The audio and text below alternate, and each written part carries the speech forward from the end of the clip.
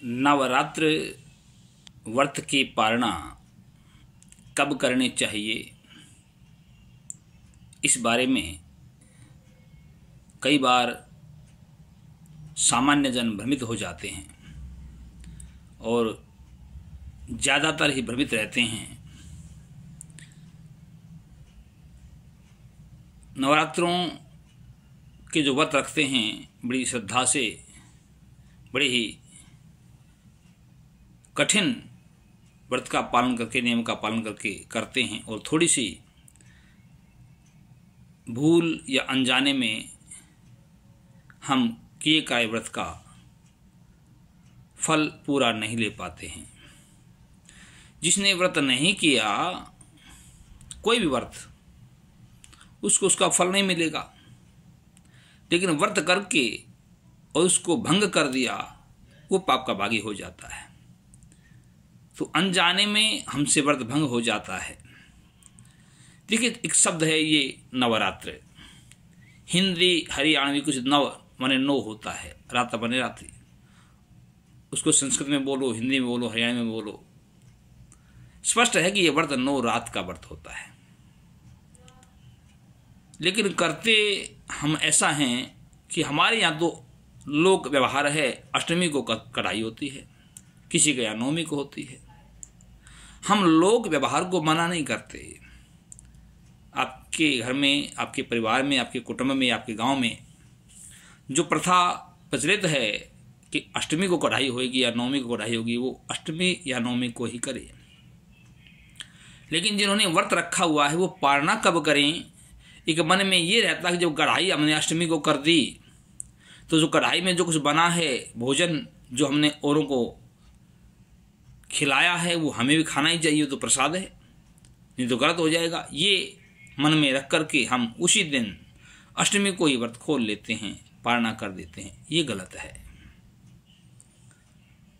9 रात का व्रत है ये। जैसे हम कोई लंबा व्रत करते हैं, हनुमान का व्रत रखा हमने, कई सालों तक रखा और फिर उसका उद्यापन किया। उद्यापन में कढ़ाई करते हैं, लड्डू बनाते हैं, सब्जी पूरी बनाते हैं, बहुत लोग खाते हैं। लेकिन जो उद्यापन कर रहा है वो उस दिन भी व्रती ही होता है। वो हलवा पूरी नहीं खाता है, सब्जी नहीं खाता है। जो पहले खाता आया है व्रत में, वही खाता रहा है और वही यही उसका नियम है।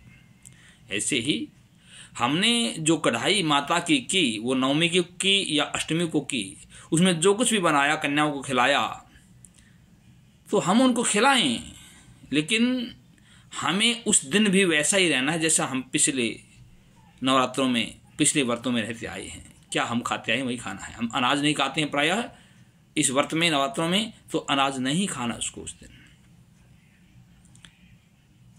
नवमी को भी उसका व्रत होगा, 10वीं को ही पालना होती है। ऐसा लेख के अनुसार मैं बोल रहा हूं, अपनी तरफ से कुछ नहीं बोल रहा हूं। 10वीं को ही व्रत खुलता है। हाँ, ऐसा कई बार हो जाता है कि कोई तिथि अक्षय हो जाए या तिथि वृद्धि हो जाए, तिथि घट या बढ़ जाए, तो उसमें चाहे भले ही 7 रात्रि रह जाएं, भले ही चाहे 10 रात्रि हो जाएं, लेकिन जिस दिन 10वीं होगी उसी दिन नवरात्र के व्रत की पालना होगी। ये निश्चित है, निर्णीत मत है, निर्णय किया हुआ मत है। ऐसा आप लोग भी ऐसा ही करें तो हमें नवरात्रों के व्रत का जो पुण्य है उसका पूर्ण फल प्राप्त होगा। 10वीं की तिथि को ही हमको पालना करनी चाहिए। दूसरी बात, कई बार कुछ माताएं, कुछ बहनें, कुछ भाई, आजकल प्राय लोग बीमार रहते हैं, दवाई लेते हैं, सामर्थ्य नहीं है भूखा रहने की, तो वो 2 व्रत कर लेते हैं, जोड़ा करते हैं। वो क्या करते हैं, एक पहला कर लिया, एक लास्ट वाला कर लिया। ऐसा भी ठीक नहीं है, ऐसा भी लेख नहीं है। यदि हमको जोड़ा करना है, 2 व्रत करने हैं, कोई भी 2 व्रत करने हैं, तो चाहे शुरू के 2 करें या बीच के 2 करें या अंत के 2 करें, 2 इकट्ठे ही करें। बीच में गैप दे करके एक आज कर लिया, एक 3 दिन बाद कर लिया, ऐसा नहीं करना। कई बार तो हम ऐसा कर लेते हैं कि बीच में कोई फंक्शन आ रहा है, कोई निमंत्रण आ रहा है, इसलिए एक दिन पहले कर लिया, एक दिन निमंत्रण खाने के बाद एक व्रत हमने अगले दिन कर लिया, क्योंकि हमको भोजन करना वहाँ जाकर के, मामा के घर, फूफा के घर, बहन के घर, कहीं दोस्त के घर जाना है, वहाँ तो जन्मदिन का महोत्सव है या कोई और महोत्सव है। ऐसा नहीं, दो जिसको करने हैं, जोड़ा जिसको करना है वो इकट्ठा ही करे, चाहे वो भले ही 2 दिन बीच के भी हों, चाहे 2 दिन प्रारंभ के हों या 2 दिन अंत के हों। जय माता दी।